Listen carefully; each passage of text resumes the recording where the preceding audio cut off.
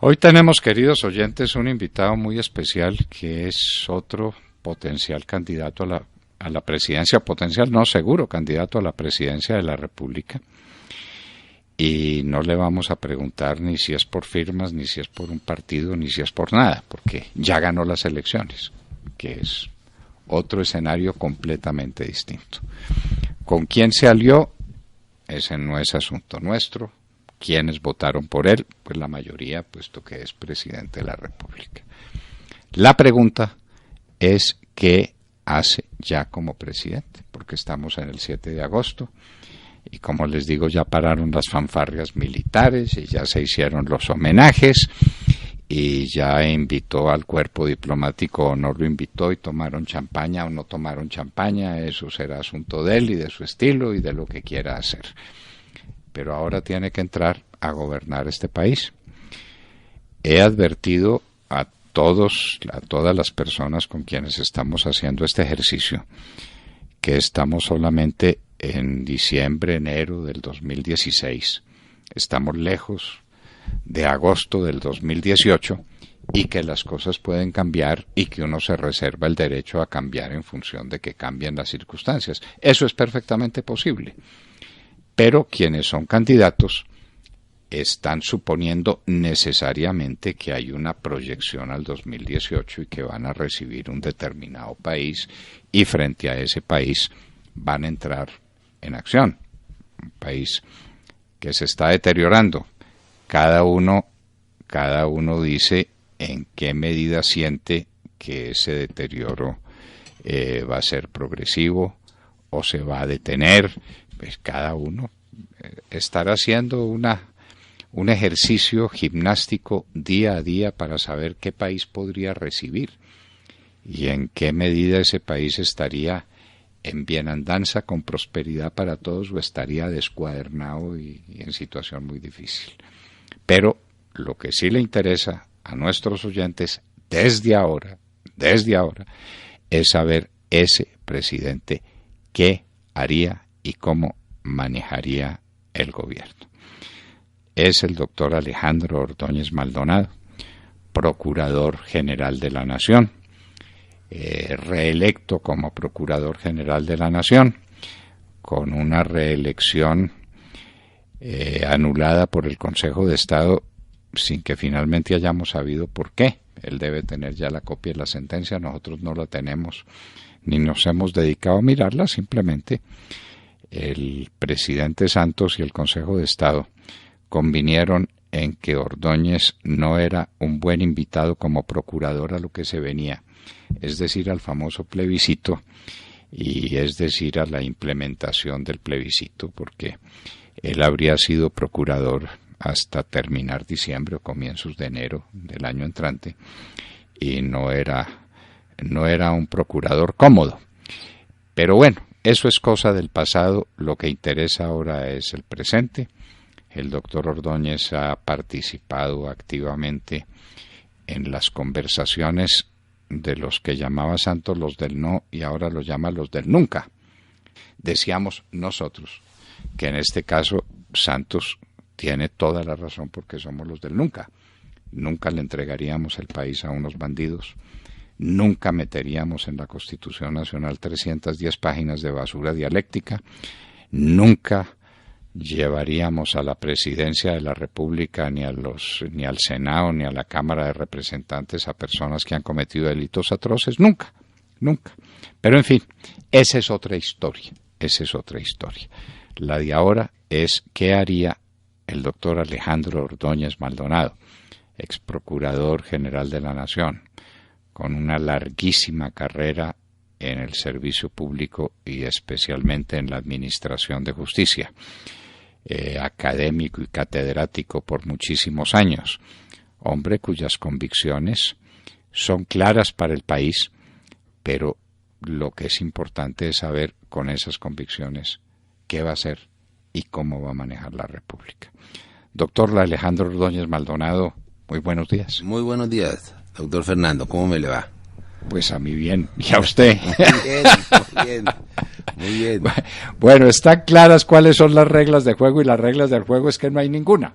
es que usted ya es presidente y como presidente tiene que entrar a dar órdenes, a enfrentar problemas, a organizar una arquitectura del Estado como jefe del Estado que usted será, suprema autoridad administrativa, jefe de gobierno. Entonces, doctor Ordóñez, usted ya el 7 de agosto por la noche o el 8 de agosto por la mañana, ¿qué va a hacer? Mire, ahí, esta es una auténtica emboscada, pero voy a asumirla con mucha tranquilidad y con mucha alegría y con mucha imaginación. Sí, pero ya le habían advertido que la emboscada venía. Claro que sí, claro que sí, bueno, claro entonces que es sí. una emboscada relativa, digamos, ¿no? Pero bueno, mire, si hay algo que a mí me parece que se debe hacer, y hacer de inmediato, estando en el escenario que usted describe, es reordenar al país a partir del reordenar la Corte Constitucional. Yo creo que una de las más grandes fuentes de desorden social y desorden político y desorden institucional es la Corte Constitucional. Y ello ha, dijéramos que, impactado no solamente a toda la justicia, sino a todo el Estado. Hace cada vez más inviable, ingobernable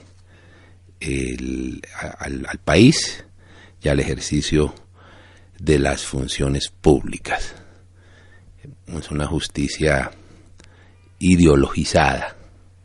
Nos han pretendido con las sentencias de la Corte Constitucional, so pretexto de las decisiones judiciales, nos han impuesto toda una ideología, toda una concepción de vida perfectamente ajena a nuestras tradiciones. Entonces a lo primero que le debemos meter mano es a la Corte Constitucional, a la forma como está integrada la Corte Constitucional, a las mayorías que se requieren para tomar dichas decisiones, a las limitaciones a un poder constituyente permanente en que se ha convertido la Corte Constitucional.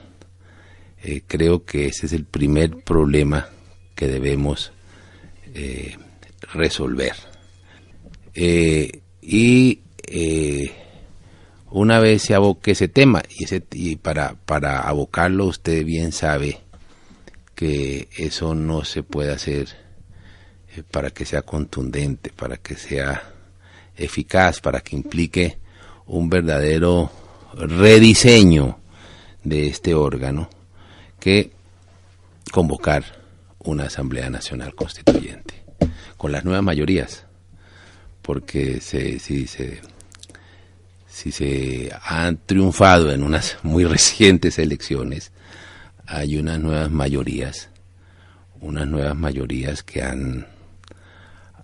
dijéramos, se han integrado, se han conformado en respaldo a unas propuestas, en respaldo a unas políticas, en respaldo a unos diagnósticos sobre el desbarajuste en que vivimos, y en esa época va a ser peor que la que vivimos hoy, porque ahí ya habrá implementación, ya estamos recogiendo los primeros frutos de el acuerdo que se acaba de firmar contra el pueblo.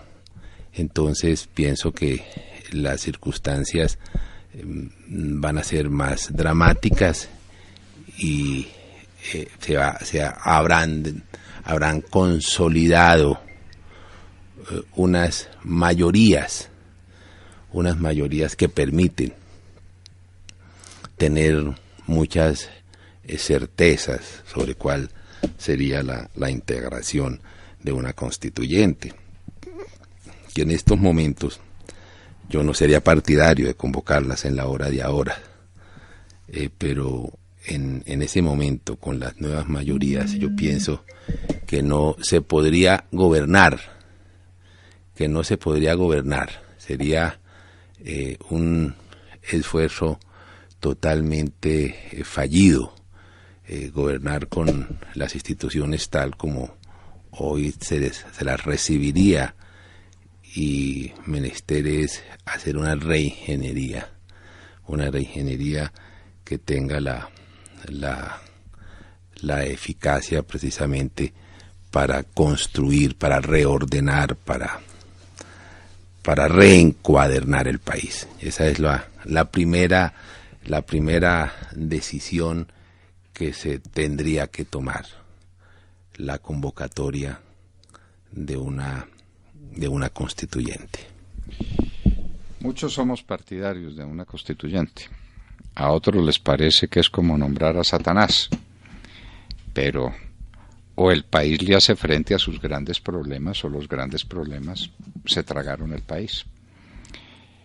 Esa nueva Asamblea Nacional Constituyente tendría unos desafíos inmensos a la vista de la Constitución del año 91 que le ha causado tantos daños al país, algunos de ellos irreparables, y que lo ha llevado por un terreno que ya resulta absolutamente inmanejable. Pero, ¿cuáles serían las propuestas maestras que usted haría para esa Asamblea Nacional Constituyente y las orientaciones fundamentales de una nueva Constitución?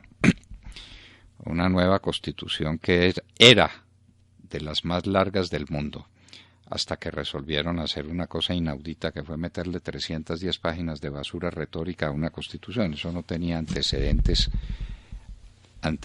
en la historia política del mundo. Pero ¿qué clase de constituyente tendría usted en mente, con unas personas que están de acuerdo con esos postulados fundamentales, y usted lo habrá medido y lo habrá discutido a lo largo de su campaña, pero pues la campaña ya pasó? Pero pregunta, ¿cuál es la propuesta fundamental de constituyente para los colombianos? Mire, es que lo primero que debemos hacer es esas dijéramos, modificaciones que surgen de los acuerdos de La Habana. Es indudable que allí hay muchos aspectos que tienen que reescribirse, que tienen que rediseñarse, que tienen que discutirse. No puede resignarse a esta nueva institucionalidad que nos está surgiendo a partir del Acuerdo de La Habana, porque uno no puede llegar a la presidencia para convertirse en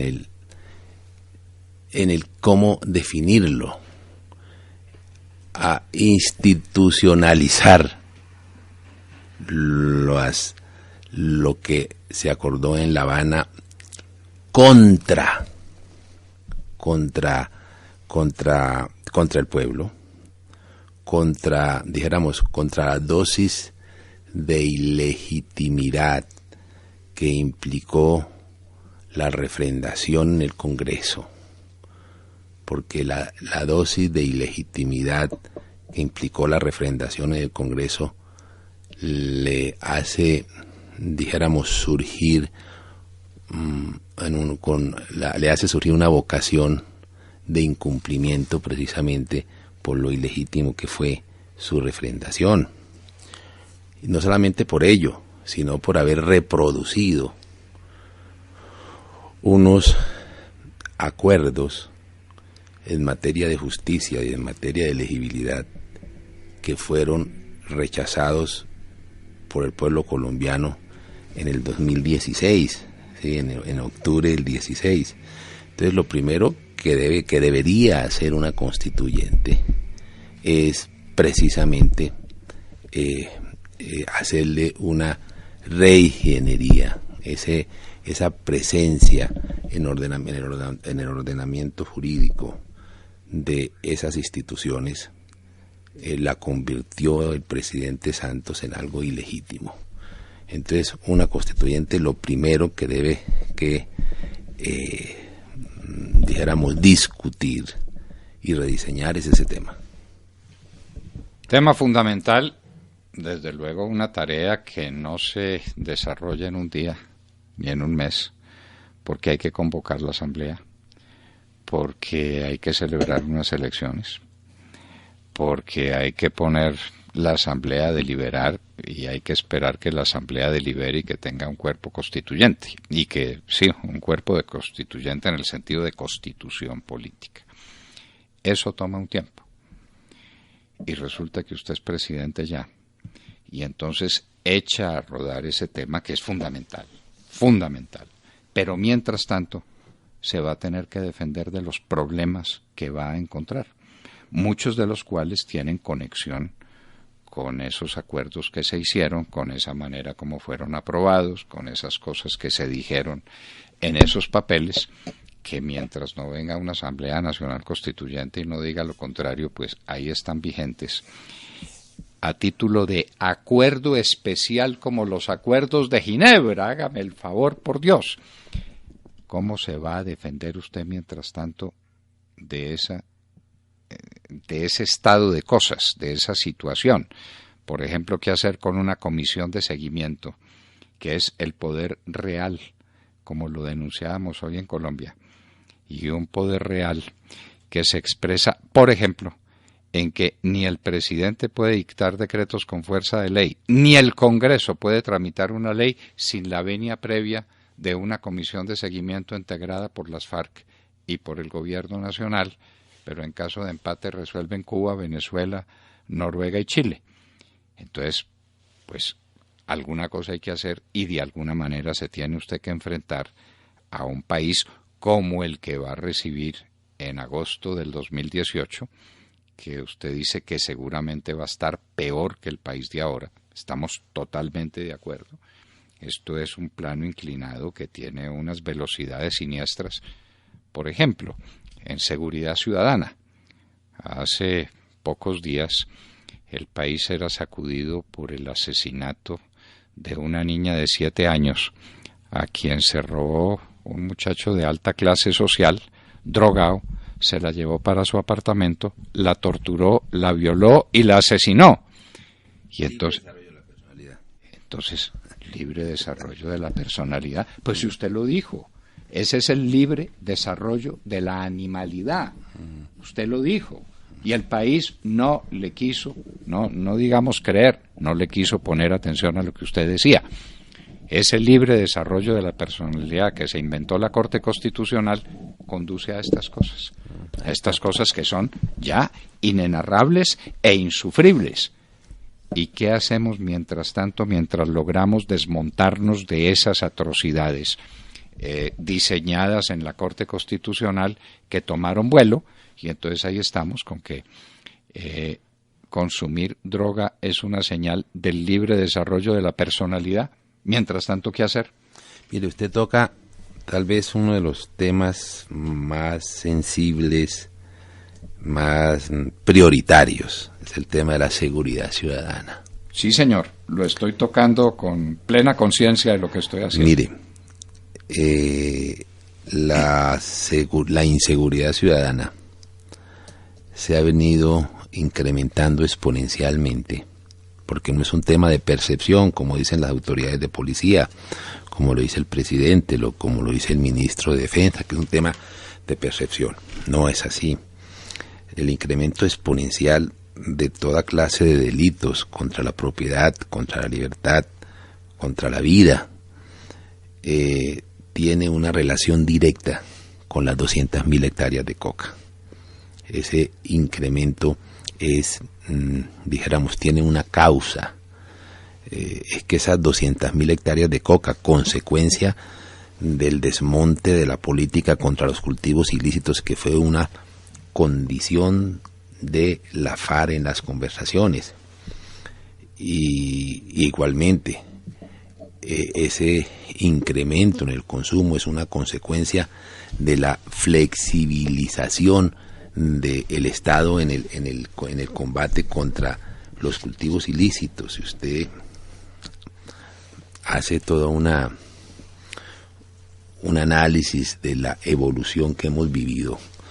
Nosotros flexibilizamos las leyes en esa materia, suspendimos las fumigaciones, desmontamos la política de erradicación, promovemos el consumo, flexibilizamos el porte y, como un acto, si se quiere, contradictoria con esta política, perseguimos el tráfico. Pero es que le falta, prohibimos las extradiciones. Prohibimos las extradiciones, convertimos el narcotráfico en conexo con el delito político. Hágame el favor. Le dimos derecho a gobernar al país. No estamos haciendo nada por combatir las gigantescas fortunas que tienen estos bandidos. Claro. Entonces, ¿qué pasa? Ese tema tiene una relación sustancial con la inseguridad ciudadana, porque como no solamente somos países productores, sino que somos países consumidores, con más producción, con más cultivo, más coca en las calles.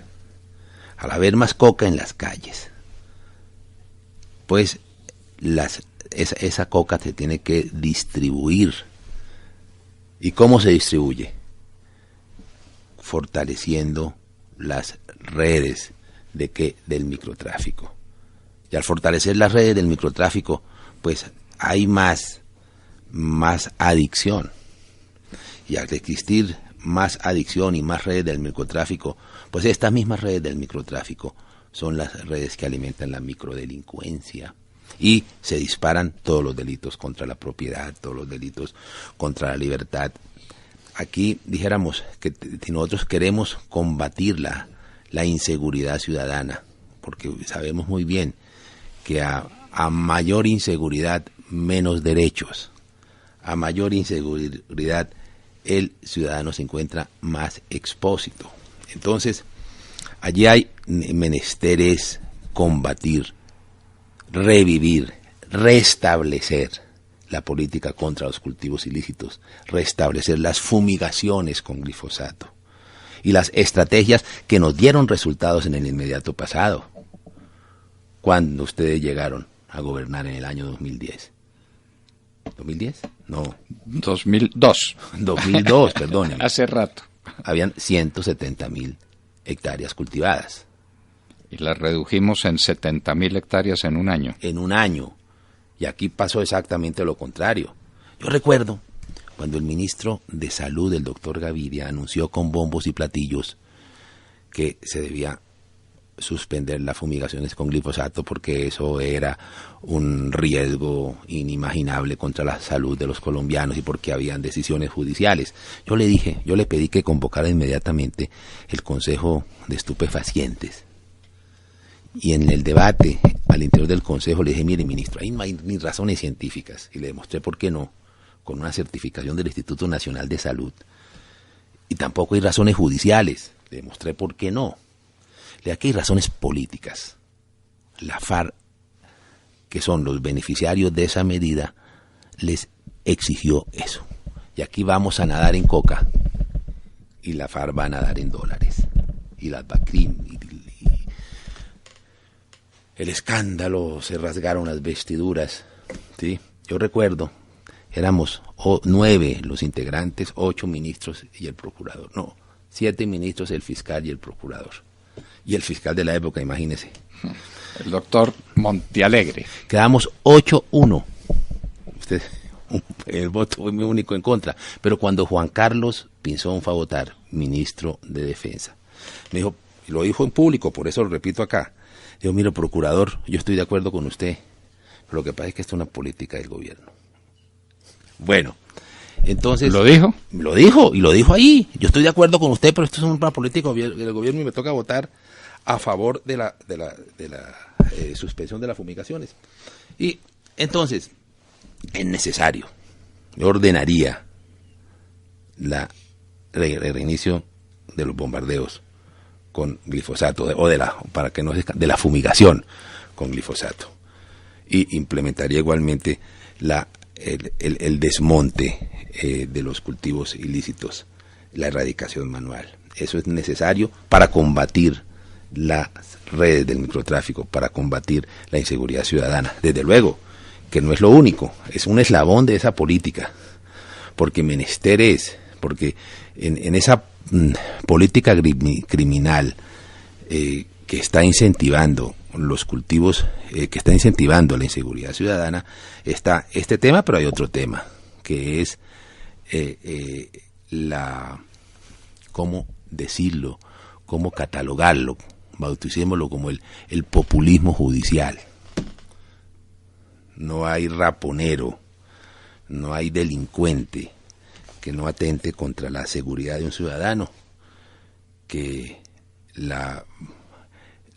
ese populismo judicial lo deje libre a las 48 horas.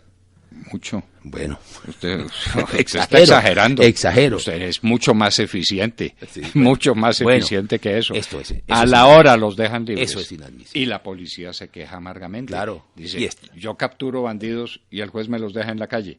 Y estamos desde luego, y eso no sabe porque mire, la gente de bien le tiene miedo a la calle y los delincuentes no le tienen miedo a la autoridad. Se ríen de la autoridad, de los pobres policías que arriesgan su vida, que los capturan y que los entregan.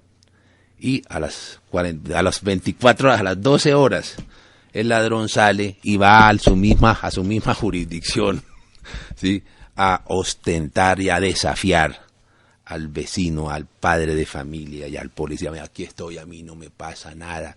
Eso es dramático.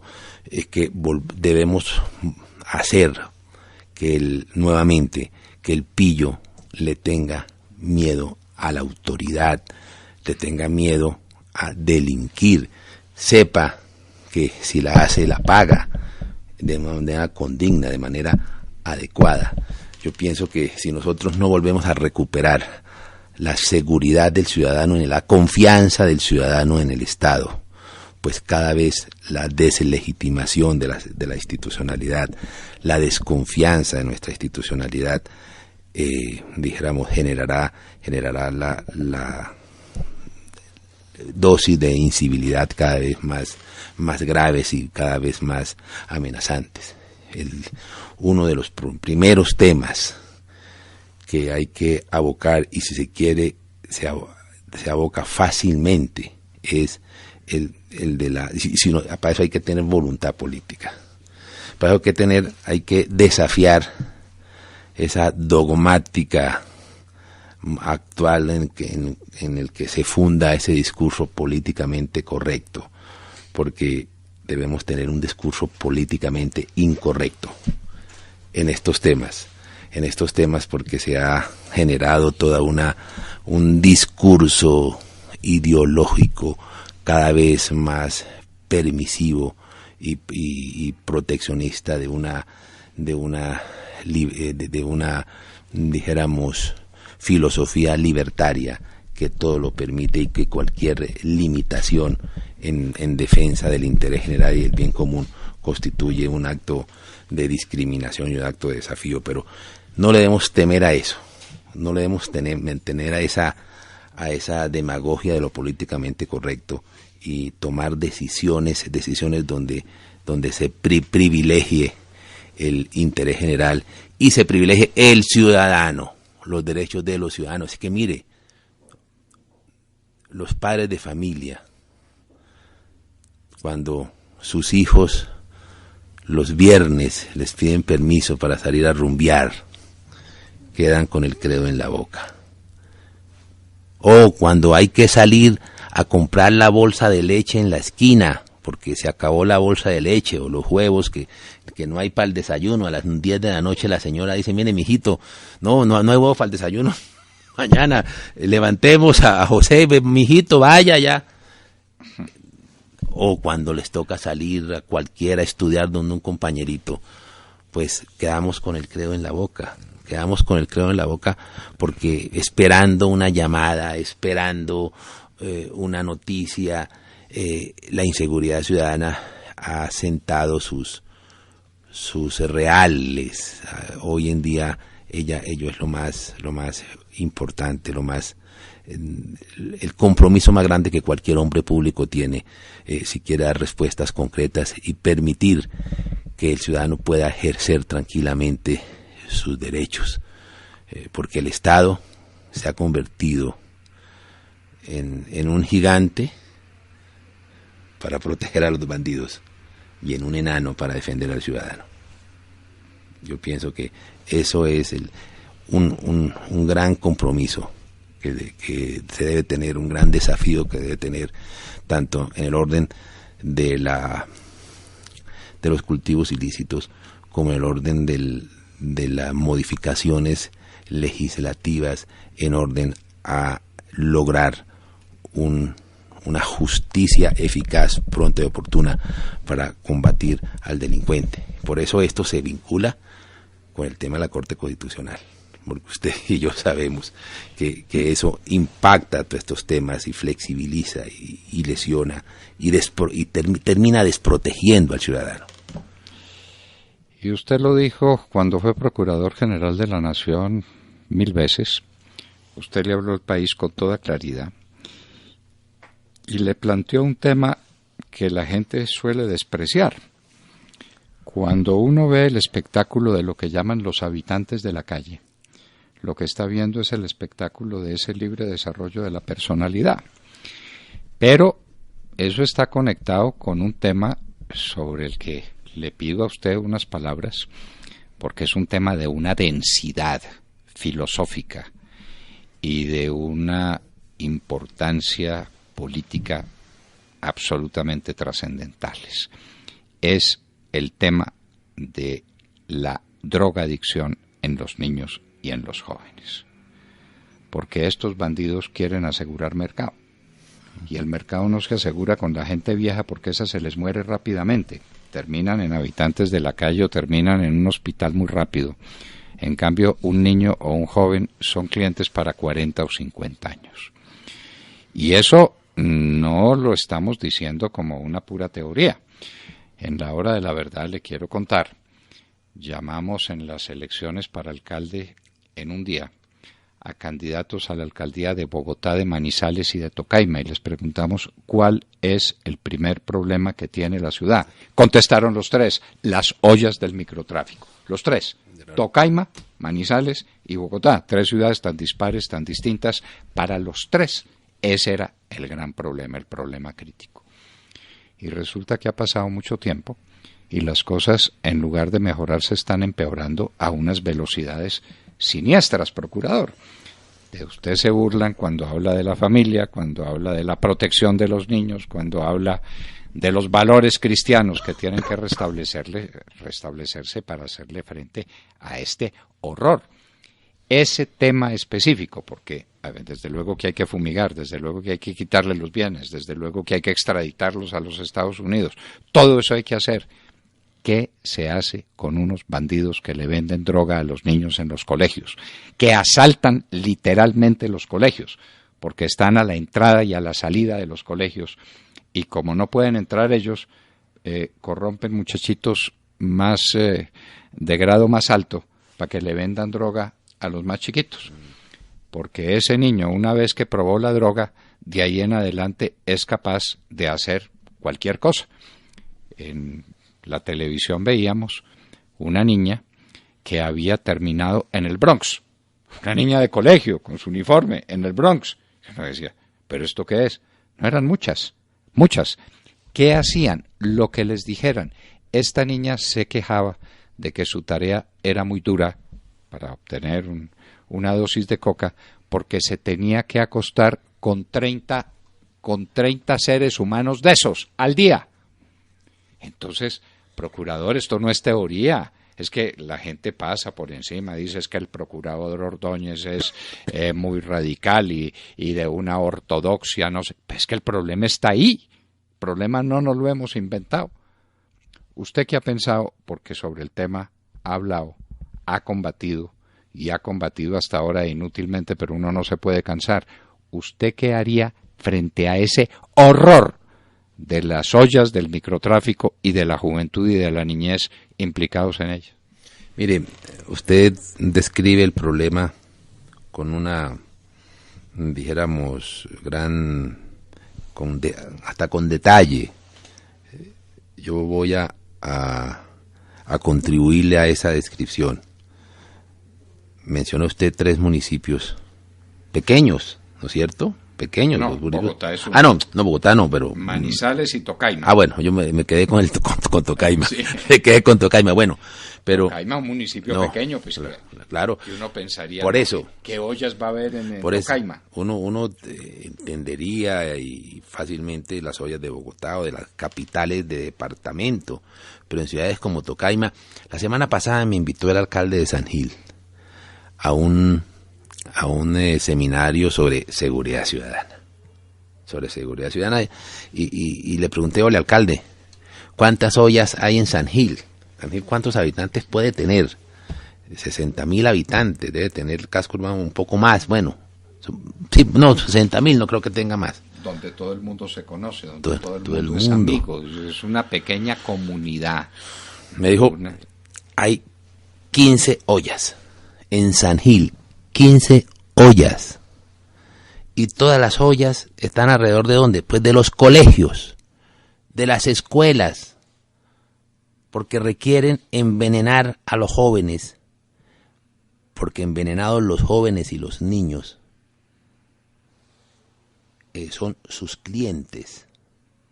Y en una reciente investigación, no sé de qué entidad, se habla precisamente que la edad de consumo se redujo de 12 años del primer consumo, de 12 años a 8 años.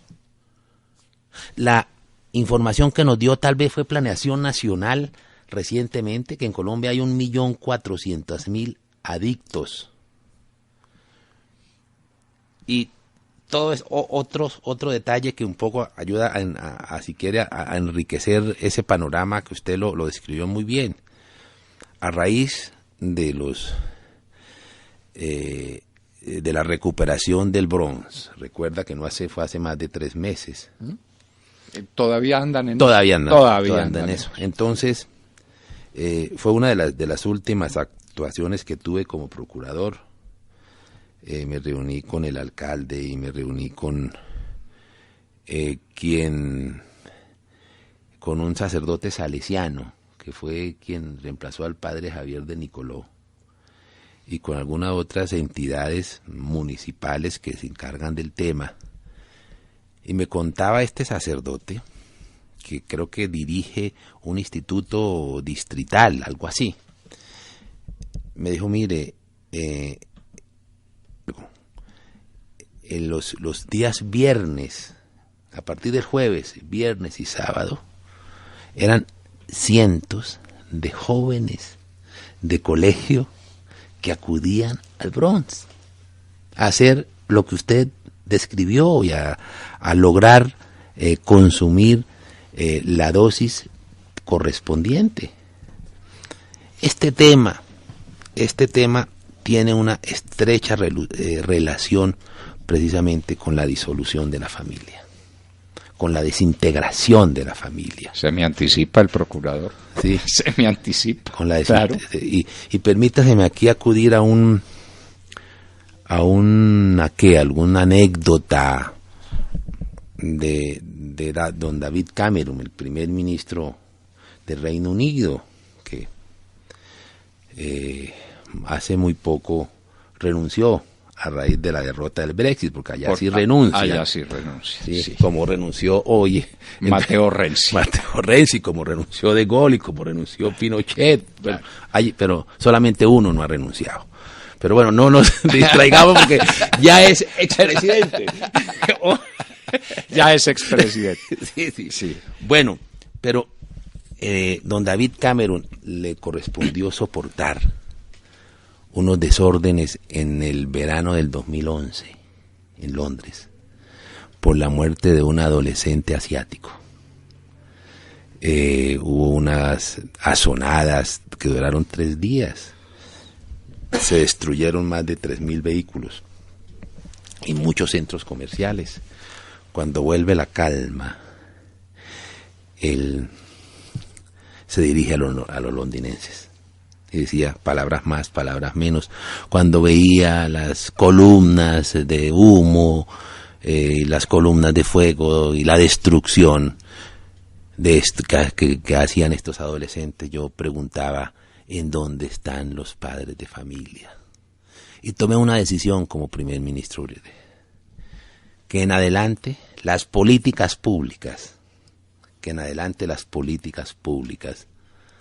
se construirían en perspectiva de familia.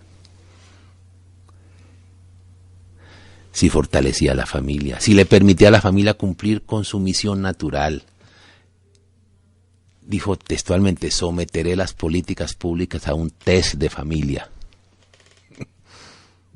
Y si ese test logra ser satisfactoria, se implementarán, si no, no. Pues desde luego que hay formas, dijéramos, policivas y mecánicas para combatir desde la corrupción hasta el narcotráfico, hasta la drogadicción, y temas policivos para proteger de las ollas, para proteger a la niñez, que eso hay que hacerlas. Todos estos, dijéramos, instrumentos policivos. Pero realmente si uno quiere ser eficaz en este tema, tiene que ir a una de las causas, a la causa más prioritaria, que sirve de alimento a la drogadicción, de alimento a la corrupción, de alimento a la delincuencia juvenil, de alimento a la violencia intrafamiliar, de alimento al embarazo adolescente, de alimento a una cantidad de temas que están poniendo, dijéramos, en entredicho la vida social, o que lo que están cuestionando es precisamente la familia. Es necesario fortalecer la célula familiar.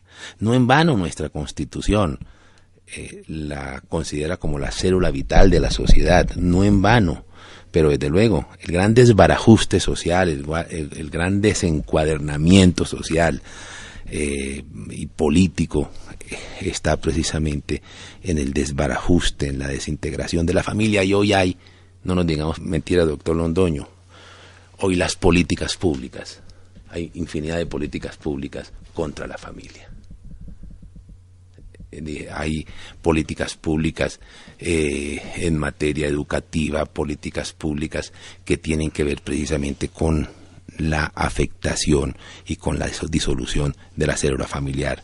Algo que será prioritario es precisamente el fortalecimiento de la familia, y se fortalece en la familia a partir del diseño de políticas públicas en perspectiva de familia. ¿Qué tal que al ministro de Seguridad Social le llegaran y le decían, mire ministro, la accidentalidad laboral se ha incrementado de una manera desproporcionada en la actividad minera, ¿sí? O en cualquier otra actividad? ¿Cuál sería, dijéramos, la obligación de ese ministro, sino diseñar políticas para lograr reducir sustancialmente la accidentalidad laboral en esa materia? Exactamente lo mismo. Si nosotros queremos responsablemente asumir con seriedad temas como como el de la inseguridad ciudadana, temas como el del habitante de la calle, temas como el de la corrupción, es que esto lo impacta todo. Que el tema familiar, el tema de la disolución de la familia lo impacta todo. Una verdadera política pública responsable es el fortalecimiento de ella para restablecer todo el engranaje, todo el andamiaje social, toda la estructura social. Bueno, nos estamos aproximando aquí con el doctor Ordóñez, que se declaró emboscado, pero creo que los emboscados somos nosotros y los oyentes, que estamos presenciando un debate memorable sobre los temas aparentemente más simples, pero que son los más serios para los ciudadanos. El tema de la seguridad ciudadana: la gente no puede salir a la calle tranquila, no puede vivir tranquila, no puede trabajar en paz, no puede ir de un lugar a otro del país, y no puede estar tranquilo en ningún lugar de la ciudad porque lo acecha el delincuente que desafía la autoridad porque no hay autoridad que lo enfrente. Pero eso se nos ha conectado con unos temas dramáticos como el tema de los microtráficos que disuelven la sociedad y la disuelven en su parte más sensible, que es lo relativo a los jóvenes, que a uno le dicen fácilmente que el primer consumo se redujo de 12 a 8 años. Uno se imagina una criatura de 8 años con un pase de coca. ¿Qué se sigue de ahí? ¿Qué se sigue de ahí? Y los padres de familia no reaccionan, entre otras porque no están organizados en unidades familiares, porque la familia pasó de moda, porque entonces cada uno vive como le parece, y entonces son las madres cabeza de hogar pues que van siendo todas, y entonces los padres se van para cualquier parte y abandonan a sus hijos, y ahí están los resultados. Aquí se me presentan varias tentaciones, pero es que yo no quiero, procurador, que demos saltos, sino que nos concentremos en temas que usted propuso siendo procurador. Yo le oí decir a usted, como lo oímos todos los colombianos, que los acuerdos de La Habana iban a ser la más grande lavandería de dineros ilícitos del mundo.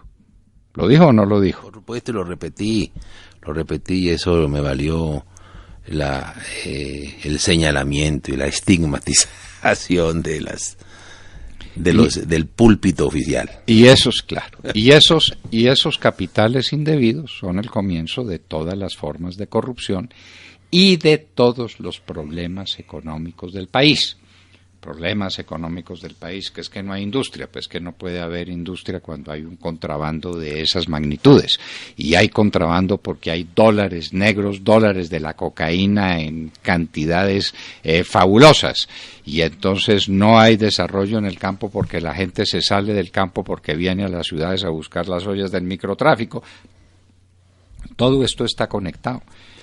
Usted tendría una política pública para combatir el lavado de activos, que es el comienzo del combate de la corrupción.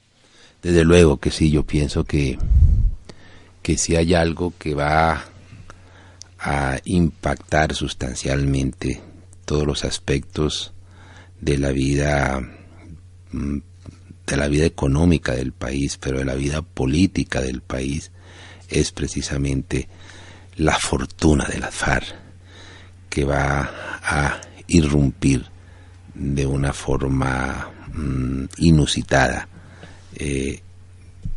no solamente en la actividad política, porque en la actividad política la corrupción que hoy vemos y la presencia del dinero va a ser un juego de niños en comparación con las gigantescas sumas de dinero que la FARC va a utilizar para elegir alcaldes, para elegir gobernadores, para elegir congresistas, para interferir igualmente en las elecciones presidenciales. Yo creo que es necesario acudir a la extinción del dominio, y acudir a la extinción del dominio si es menester modificar las normas para que hagan mucho más expedita y mucho más fácil esa extinción. Lo debemos hacer porque a la FARC, así en este momento, estamos hablando del 2018, ya tengan consolidado movimientos políticos y hayan elegido alcaldes y gobernadores, porque a ellos nos toca enfrentarlos y nos toca derrotarlos a ese frente de transición que será la FARC y el santismo. Es necesario extinguirles el dominio de la FARC, y aquí hay normas. Usted no fue, cuando estuvo en el ministerio, autor de una ley, de un proyecto que hoy es ley de la República en materia de extinción de dominio. No solamente eso, sino que lo aplicamos con un éxito monumental. Teníamos, después de la incautación de los bienes, sentencia en firme, ejecutoriada en 4 meses. En 4 meses. Y esa ley empezaron los procesalistas a procesaliar y empezaron los jueces a demorar, y entonces ahora hay extinciones de dominio a 10 años vista. Los narcotraficantes se mueren de la risa de la extinción de dominio y adelante. La ley que redactamos la están difundiendo en Guatemala, en Honduras, en toda Centroamérica, en República Dominicana, en Panamá, en el Perú. Los Estados Unidos se han dedicado a promover la ley de extinción de dominio como la redactamos, que era una ley temible y muy simple, porque se basaba en lo siguiente: si usted no me puede explicar a mí, yo que soy el Estado, cuál es el origen de sus bienes, los pierde. Y eso es eficaz para combatir no solamente la fortuna de la FARC, sino la fortuna de lo originada en la corrupción. Claro. Y es necesario volver a esa normatividad, es necesario volver a las normas que permitan quitarle el dinero a los narcotraficantes y a los corruptos. Es la única forma de neutralizar esa terrible amenaza que se cierne sobre nosotros a partir de la legalización de el dinero de la FARC. Yo pienso que en eso hay que tener la suficiente claridad, la suficiente contundencia, la suficiente voluntad política y hacer la suficiente pedagogía previamente para señalar cómo o le quitamos el dinero a esta gente o sencillamente nuestra institucionalidad y nuestra civilidad será ya un tema de que se quedó atrás en la historia. Porque ¿para qué delinquen estos delincuentes? Para enriquecerse. Claro. Ese es el objetivo. Sí. Entonces, ¿qué hay que combatir? La riqueza. Hay que quitarle los bienes, y si no les quitamos los bienes estamos perdidos. Claro. Ganaron la batalla. Ganaron la batalla. Y tenemos cómo quitarle los pero bienes. Claro. Tenemos cómo quitárselas. Por eso, y está... Mire, falta la voluntad política. La persona más conocedora en el mundo de este tema es una colombiana, que va por todos los países de América, contratada por el gobierno de los Estados Unidos para explicar la ley de extinción de dominio que rigió aquí en Colombia. ¿Quién es? Y que se aplicó aquí en Colombia. Es una antigua juez, antigua magistrada, antigua representante muy importante de la Fiscalía General de la Nación, que se llama Sara Magnolia Salazar. Es la primera autoridad en América y en el mundo en la lucha contra el lavado de activos. Pero tiene que dictar sus conferencias en el Perú y en Guatemala, porque pues, le tocará dejar de dictar conferencias y venirnos a ayudar a combatir la fortuna de la FARC. Pero desde luego, a mí me vendría como agua de rosas que usted dijera que el primer nombramiento que haría sería el de Sara Magnolia Salazar, para quitarle los bienes a los corruptos, pero por favor. Esa es la principal batalla que debemos Pero dar. por favor, es que si no les quitamos los bienes estamos perdidos. Los corruptos muertos de la risa, infinitamente ricos, pues ¿qué hace la sociedad colombiana? Está perdida. Usted, entre las cosas es que usted va hablando y uno ve que se engarzan problemas y actuaciones que son indispensables y que van a tener que desencadenarse el 8 de agosto mientras funciona la Asamblea Nacional Constituyente para coger las aguas sucias en las cabeceras. Estoy de acuerdo. Pero, por ejemplo, usted plantea el tema de la educación, porque obviamente la educación para nosotros los que creemos en la familia empieza en la familia. Los primeros grandes educadores son los padres, y si no cumplen esa tarea, pues entonces esa tarea quedó pendiente en el elemento fundamental. La primera visión que el niño tiene, ¿de dónde la obtiene? De lo que le dicen sus papás, de las lecciones que obtienen de sus papás. Eso, los españoles decían eso, lo mamé de madre. Es un conjunto de actuación, de actitudes ante la vida, de principios que no están escritos en ninguna parte distinto del corazón del hombre. Muy bien, y de ahí arranca el tema. Y nosotros tenemos una educación que está fallando como está fallando, y aquí se resuelve el tema mirando cómo nos va en las pruebas PISA.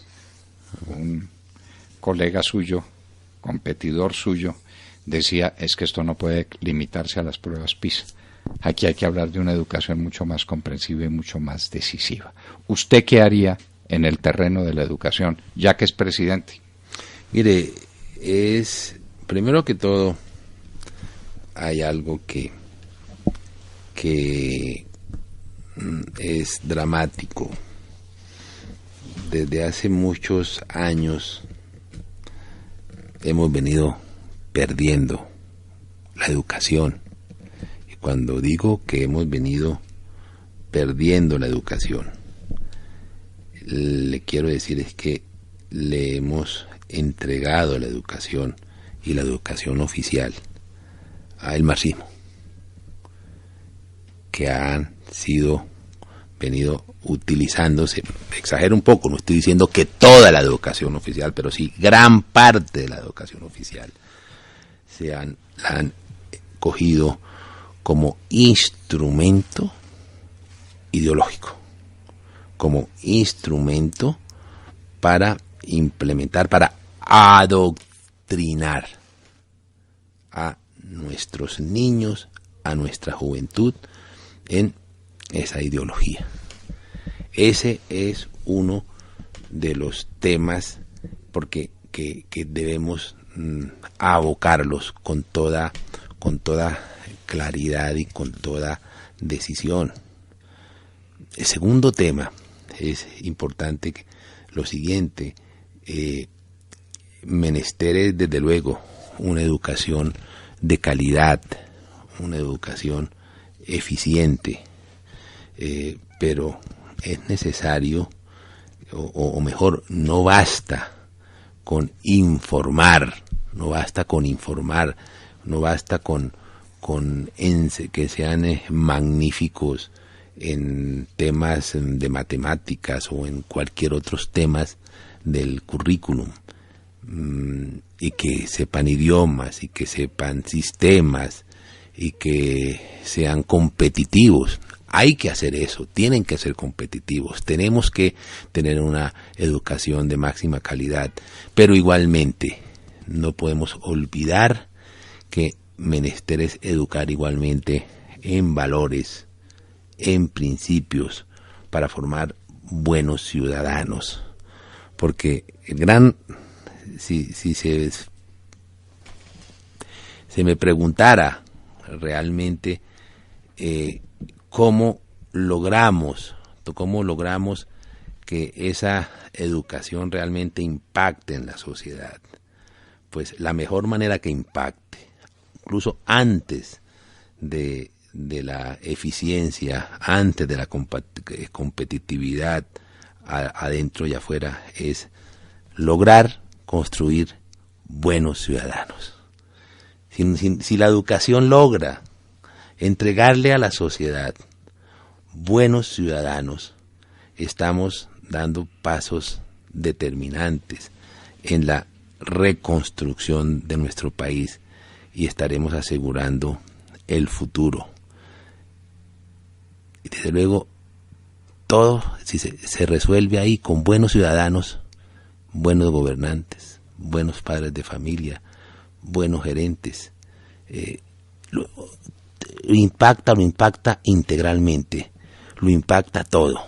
Entonces, tanto la eficiencia, tanto la competitividad, pero la gran contribución es lograr entregarle a la sociedad buenos ciudadanos para lograr impactar toda la estructura social. Yo recuerdo, me viene aquí a la memoria algún pensamiento, usted lo debió leer, un autor español del siglo pasado, Eugenio Vegas Latapié. ¿No lo recuerda? No lo recuerdo. Bueno, es un periodista y medio filósofo, hablando de la importancia del ejemplo, la importancia del ejemplo en la vida pública. Y si hay algo revolucionario hoy, es el ejemplo de las élites, el ejemplo de la clase dirigente, porque la clase dirigente es referente, para bien o para mal. Con frecuencia uno oye decir, si ellos, si los de arriba hacen eso, ¿por qué nosotros no? Es la importancia del ejemplo del buen ciudadano. Decía el juego Venegas Latapié lo siguiente, dice, mire, Si el rey juega, todos son tabures. Si la reina estudia, todos estudiantes. El valor del ejemplo, doctor Londoño, el valor del buen ejemplo, el convertirse uno en referente de la vida social, porque como en el adagio chino, el pescado se empieza a pudrir por la cabeza, ¿sí? Aquí, si nosotros nos quejamos de nuestra sociedad, del desbarajuste social, hay unos grandes responsables, que es nuestra clase dirigente, que han renunciado a ser ejemplo para toda la sociedad. Entonces nosotros necesitamos del buen ejemplo, necesitamos del buen ciudadano, y no tenemos buen ciudadano si no tenemos familia, y si no tenemos educación, si no tenemos familia, y si no tenemos clase dirigente, no vamos a tener buenos ciudadanos y no vamos a lograr restablecer, reencuadernar, reestructurar la sociedad. Yo le voy a mencionar algunos temas para ver su reacción ante ellos y lo que usted haría a partir de ese 7 de agosto de 2018, que ese no es hipotético. Lo que es hipotético es que usted sea el presidente, y es el punto de partida que tenemos aquí, que usted es el presidente. Si usted mira el pensum escolar, la religión es una materia optativa. Es obligatorio que aprendan geometría y álgebra y dibujo lineal y un poco de cosas, porque todos los días le meten a eso más cátedras, ¿no? La cátedra de no sé qué diablos, y la cátedra ecológica y la cátedra tal, pero religión no la tienen que estudiar. En nuestra época la religión era materia básica y esencial, y perdida la clase de religión se pierde algo que nosotros llamábamos el santo temor de Dios. ¿Uno por qué no delinque? Pues hombre, porque uno no es delincuente. Y no es delincuente porque le enseñaron a ser bueno con los demás y amar a los demás.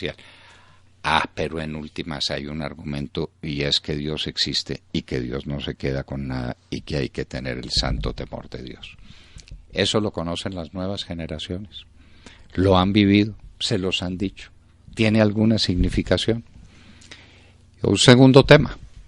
En estos días le oímos decir al alcalde de Cartagena, persona de bien y persona juiciosa, y no tenemos nada contra él, no conocemos mucho de los otros aspectos de su formación, que decía que para qué demonios se les enseñaba a los muchachos filosofía, que eso no servía para nada, que acabaran con las clases de filosofía, que a los muchachos les interesan mucho más clases técnicas y tecnológicas.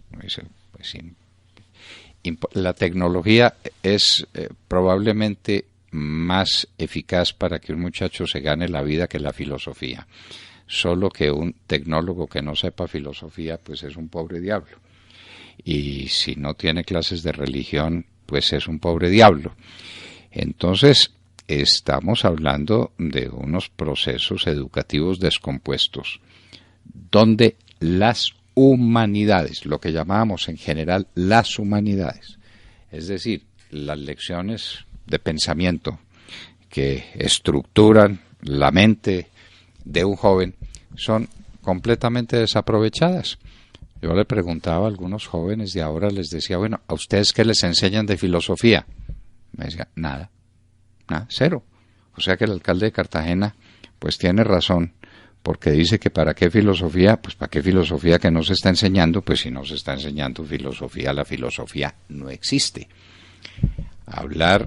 Hablarles a los muchachos de historia, pues es tiempo perdido, y no han logrado entender lo que la historia significa como posibilidad de que una persona tome posición ante el mundo, porque el mundo no está empezando hoy, porque el mundo empezó hace mucho tiempo y estamos repitiendo todos los errores, todas las equivocaciones, todas las barbaridades que se hicieron. A veces le agregamos algo más, pero en general pues la historia se repite, el eterno retorno de las cosas que nace fruto de una falta de humanidades. ¿Usted como presidente de la República se interesaría porque nuestros jóvenes tuvieran que estudiar humanidades? y tuvieran que estudiar religión, independientemente de cuál practiquen después, si son católicos, si son cristianos, si son islámicos. Ese es otro tema distinto. Que ese tema sea parte de la manera como un joven se educa para poder desempeñar un papel en el mundo, el primero de los cuales es el de buen ciudadano. Por supuesto que sí, eso no tengo la menor duda.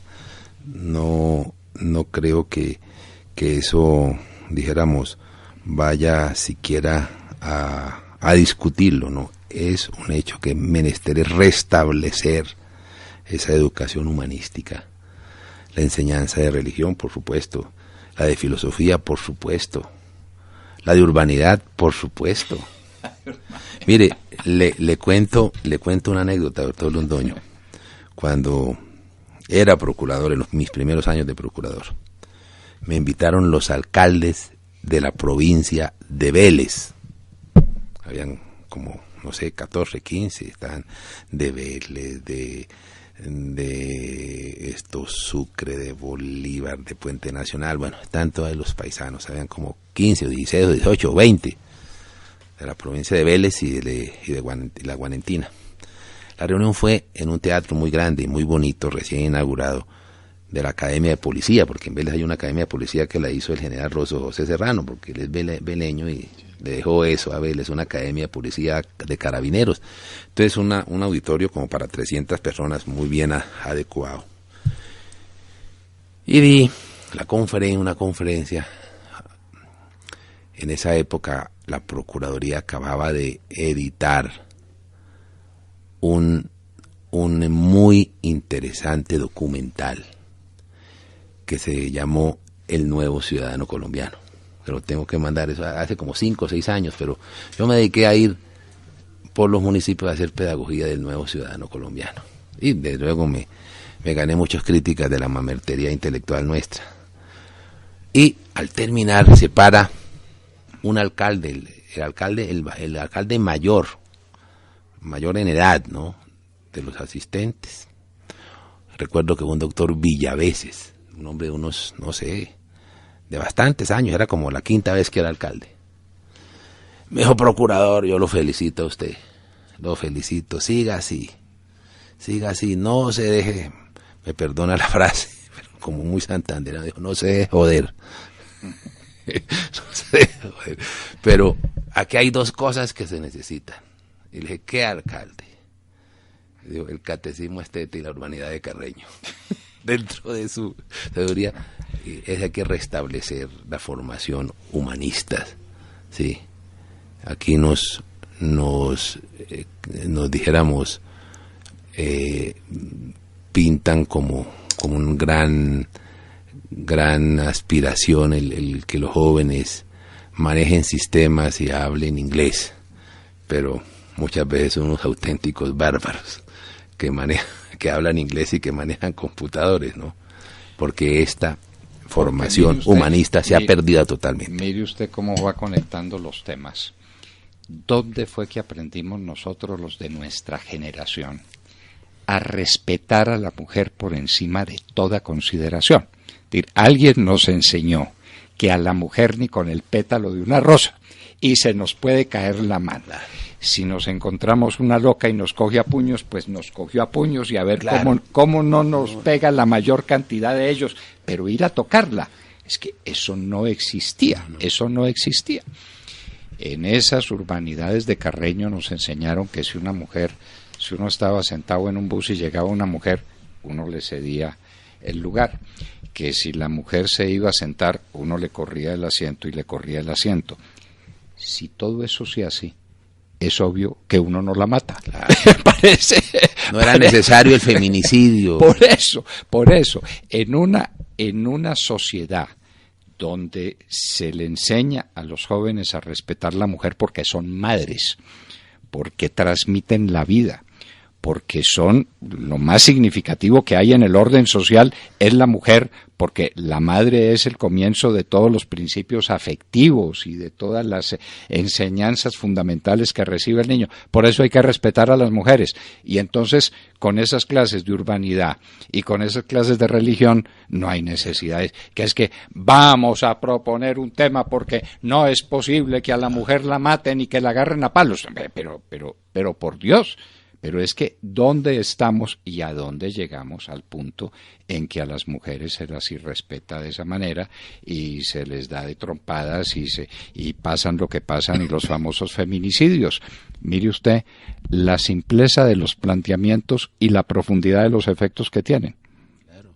Y ahora es la urbanidad libertaria de la Corte Constitucional, el libre desarrollo de nuestra animalidad. El libre desarrollo de la personalidad. Muy bien, a todas estas alturas del paseo, yo le tendría que decir a usted, bueno, procurador, pero no se le olvide que no solo de pan espiritual vive el hombre. El hombre necesita vivir, tener un trabajo, ser próspero, desarrollarse. La sociedad le tiene que abrir espacio a unas generaciones que llegan. Es decir, sin desarrollo económico no hay nada. Y eso no nos lo inventamos nosotros, pues lo dijo Pablo VI. El nuevo nombre de la paz es desarrollo económico. Entonces, ¿no será que usted se queda como presidente de la República en todos estos temas tan apasionantes, vitales para la sociedad, y que desprecia el tema económico, y que el tema económico en un mandato suyo va a quedar al garete? No, todo lo contrario, todo lo contrario. Es que el planteamiento económico vendría a ser la añadidura, pero es una añadidura de gran trascendencia, de gran importancia. Primero, como reza ese adagio romano, primero un vivere deinde filosofare, ¿no? El ciudadano tiene urgencias, tiene afugias, tiene necesidades, y por tanto estos aspectos los aspectos económicos, pues son de carácter prioritario. Uno puede pensar en dirigir los destinos de un país si no tiene una propuesta de esa naturaleza.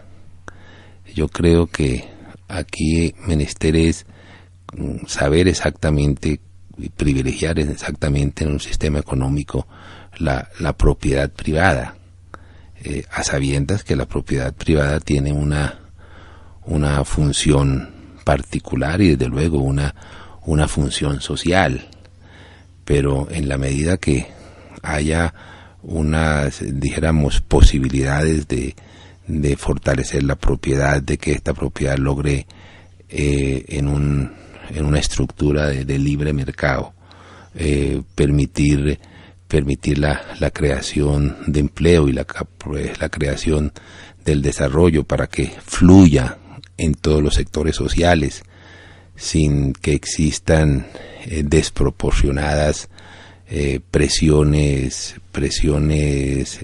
fiscales que ahuyenten la inversión y ahuyenten el capital. Yo creo que ello es un presupuesto necesario, lograr dijéramos, dentro de un planteamiento, de una estructura de libre mercado, pero desde luego con las responsabilidades sociales que ello implica, permitir que la propiedad fluya y que permita crear empleo y crear desarrollo, fortaleciendo el aparato productivo del país, que muchas veces se ha venido deteriorando por la falta de unas políticas públicas serias que permitan el fortalecimiento de ¿no? De manera que sobre eso no tiene usted duda. No tengo duda. Para hacer una economía pujante uno tiene que dedicarse a aquello en lo que es más hábil y más productivo. Yo recuerdo, hace tantos años, por Dios, mi profesor de economía en primer año de economía fue el doctor Gabriel Melo Guevara. Claro, la telaraña. El teorema de la telaraña enseñado por Gabriel Melo Guevara. Y recuerdo una cosa que se me quedó grabada para siempre. Y ustedes terminan su carrera de abogados y tienen una gotera en la casa. Y entonces ustedes son personas hábiles y tal, y creativas, ustedes pueden coger la gotera.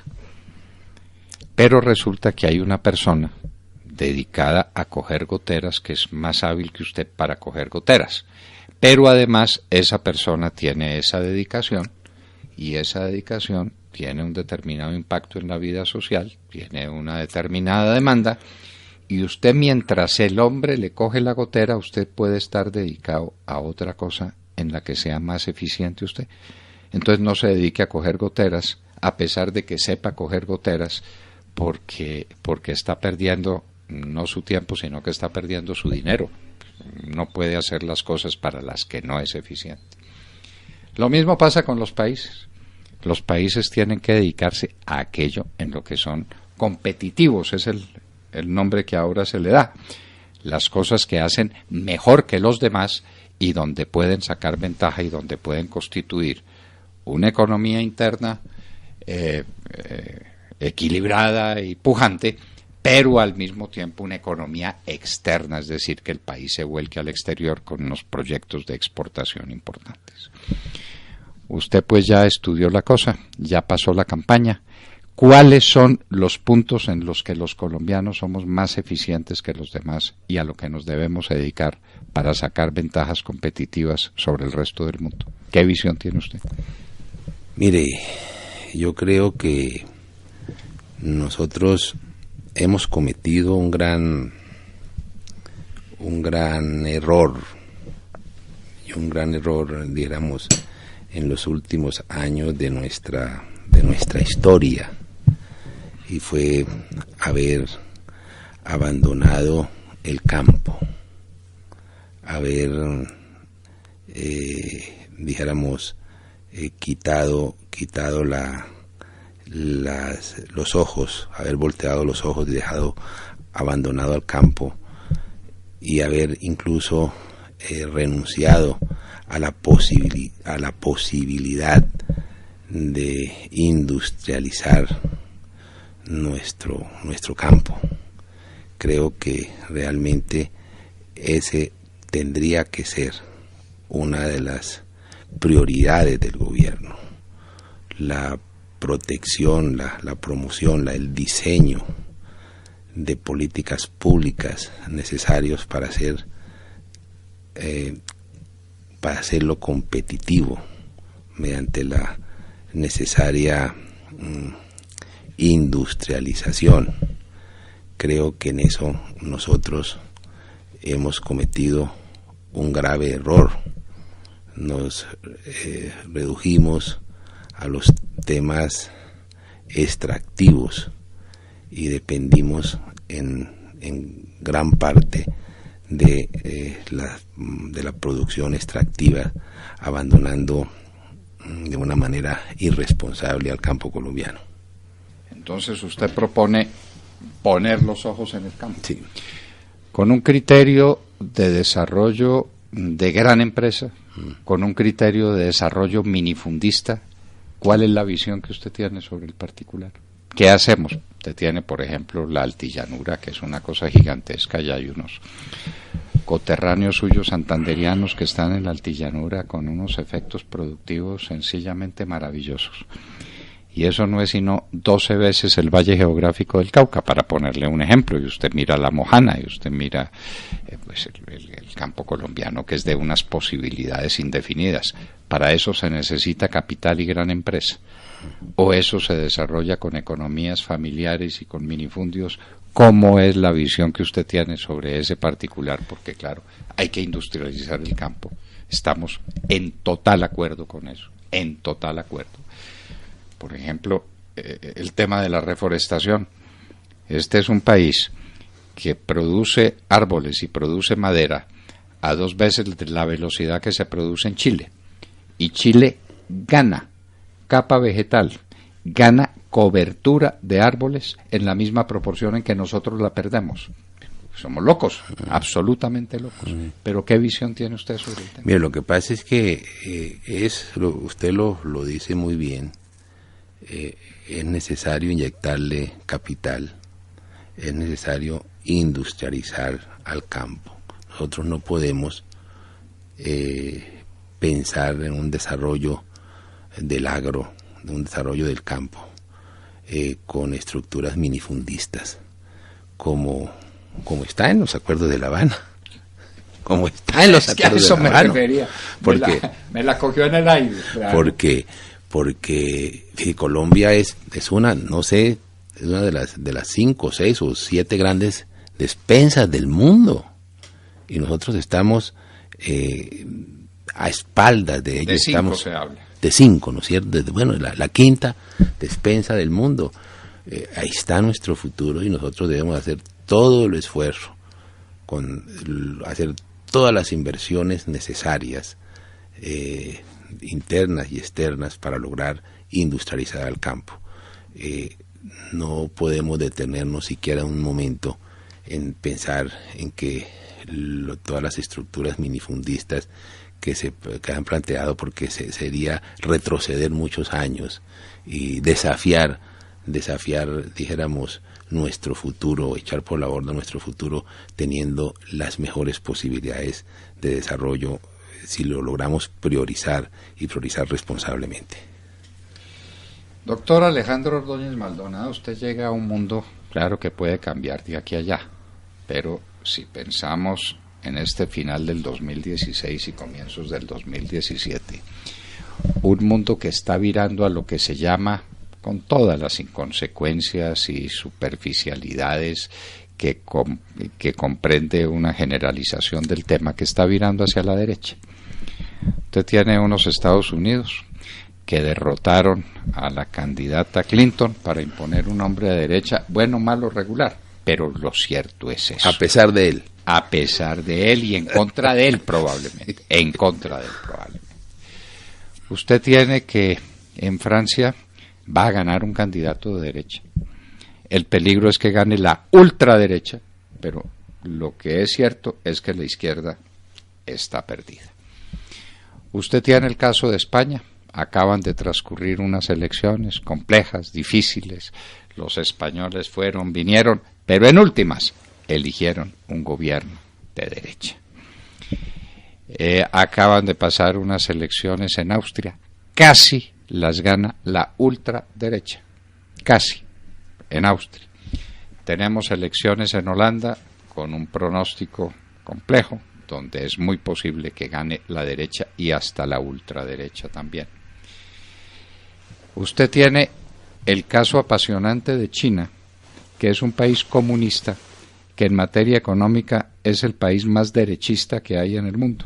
Si usted pregunta dónde están las reglas de juego más abiertas, más amplias, más generosas para el capital y más claras para el libre mercado, le dicen China. China, no cabe duda ninguna. Entonces, en este instante, claro que el mundo tiene ese sistema pendular, pero en este instante las cosas están de viaje para la derecha, menos en Colombia, donde estamos de viaje para la izquierda. ¿Usted cree que esa derecha que usted representa, porque usted es de derecha, le repito, con todas las salvedades que haya que hacerle a esa generalización, usted se siente gobernando un país en el sentido en que van las corrientes de la historia o en contra de las corrientes de la historia?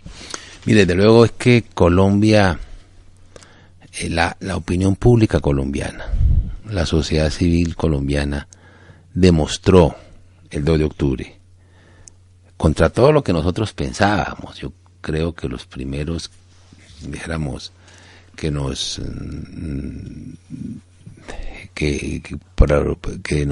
¿cómo denominarlo? Que nos extrañamos del resultado fuimos nosotros. No, usted, otros no.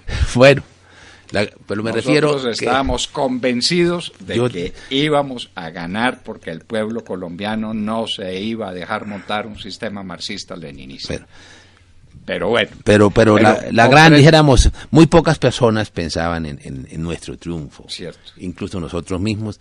Yo el sábado por la noche, después de un cierre multitudinario en Bucaramanga, estaba eufórico y pensaba, le decían unos amigos, bueno, la derrota va a ser por poquito. Bueno, pero bueno. Menuda paliza la que le metió en Bucaramanga el no al sí, ¿no? Sí, menuda paliza. Terrible. Bueno, pero entonces, mire, quienes está en contravía del sentido de la historia, como dirían los marxistas, del sentido de la historia, es el gobierno colombiano y es algunos sectores de nuestra clase dirigente, porque la sociedad civil, la opinión pública, está empezando a reaccionar. Así el presidente Santos hubiera raponeado el triunfo del 2 de octubre. La lectura de los resultados mayoritarios del plebiscito es clara. La sociedad civil empezó a reaccionar contra todo el establecimiento, como diría Álvaro Gómez, contra todo el régimen, contra nuestra clase dirigente, contra los grupos económicos, contra los medios de comunicación, contra el abuso del gobierno, contra el chantaje, contra los curas que a última hora intervinieron para pedir que se votara por el sí. Por el no. Por el no. Impedir que se votara por el no. Entonces, mire, la sociedad colombiana está reaccionando en el sentido que usted describe. No se dejó llevar, cabrestear a los corrales que históricamente habían acostumbrado llevarlos las estructuras políticas. Entonces, quienes están en contravía de ese sentido histórico es el gobierno colombiano y algunos sectores de nuestra clase dirigente. Pero la sociedad colombiana, yo aspiro y espero, y eso se siente, que va a ir progresivamente aumentando en intensidad y en número, en el sentido de la corriente que ya es un hecho evidente en las democracias occidentales. Contra el engaño populista, las economías de mercado de las que usted habló, la libertad como el epicentro de todo el proceso social, en contra de unas estructuras del Estado que ahoguen al individuo, que ahoguen la institución familiar. Todos esos principios están implícitos en lo que Alejandro Ordóñez Maldonado, como presidente de la República, empezará a hacer hoy, 7 u 8 de agosto. La fecha no la tengo precisa, porque todo depende de cómo sea la fanfarria del 7, para saber si empezamos el 7 o si empezamos el 8. Pero doctor Ordóñez, ¿y si hay elecciones? Porque la transición nos amenaza con eso. Pero el gobierno de transición, el gobierno de transición. Bueno, de esos gobiernos de transición los conocemos. Cuba tuvo uno, lleva 60 años. El gobierno de transición 60 y pico. ¿Cuántos? De 59 y de 17, en fin. En eso están con un gobierno de transición. Esperamos que eso no nos ocurra, no lo vamos a tolerar. El pueblo colombiano no lo va a tolerar, el mismo pueblo que se levantó el 2 de octubre y que votó mayoritariamente por el no, pero se quedó en una proporción inmensa en su casa desafiando la furia del presidente y la furia de los medios de comunicación y la furia de los curas y la furia de todo el mundo, de todos los que salieron a crearle a los colombianos el problema de conciencia de que tenían que salir a votar. Bueno, doctor Alejandro Ordóñez, usted dijo que lo emboscamos, pero seguramente fue una manera cariñosa de decirnos que le estábamos dando en la vena del gusto, porque si alguien tiene ideas claras, precisas de lo que tiene que hacer a partir del 7 de agosto, es Alejandro Ordóñez Maldonado. Yo no le estoy diciendo que sea bueno todo lo que usted se propone hacer, no le estoy diciendo. Lo que le estoy diciendo es que usted sabe exactamente qué es lo que va a hacer y qué es lo que tiene que empezar a ejecutar el día en que se posesione como presidente de la República, con una visión que, eso sí le puedo anticipar perfectamente, es completamente novedosa con respecto a lo que proponen otros candidatos, que van a tener convergencia con usted en muchos de los aspectos ya del programa, pero usted tiene un programa que con unas estructuras, con unos principios, con unas formas de desarrollo completamente distintas, novedosas. El pueblo colombiano las ha acompañado y por eso lo ha elegido presidente de la República, y por eso usted habló aquí como presidente de la República para la hora de la verdad. Se lo agradecemos mucho, doctor Alejandro Ordóñez Maldonado, y que sea lo que Dios quiera para el bien de este país y para el bien de todos nosotros los que nos llamamos colombianos. Muchísimas gracias.